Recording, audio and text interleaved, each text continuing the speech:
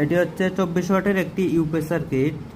এর মধ্যে কানেকশন দেওয়া আছে 4000 এমএচের দুইটি ব্যাটারি সেল, এবং এটি 2S সেল 2S BMS এর মতো করে কানেকশন দিতে হয়।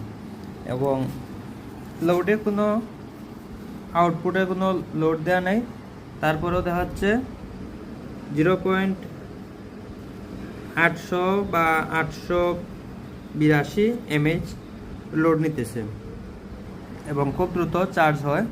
এটি সর্বোচ্চ 24 ওয়াট পর্যন্ত আউটপুট লোড দিতে পারে। যখন লোড টেস্ট করা হয়নি, আমরা চার্জ দিচ্ছি।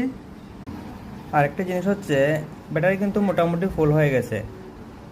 8.33 মানে 8.4 হলে ব্যাটারি একদম ফুল, তারপরেও কিন্তু ফুল লোডে এটি চার্জ হচ্ছে। আগের সার্কিটগুলোতে দেখা যেত ব্যাটারি যখন ফুল হয়ে যাচ্ছে তখন চার্জিংটা অনেক স্লো হয়ে যেত, কিন্তু এটি চার্জিং কখনো স্লো হয়নি এবং ফুল হওয়া পর্যন্ত আশা করি এইভাবেই চার্জ উঠবে, মানে খুব ফাস্ট চার্জ হবে।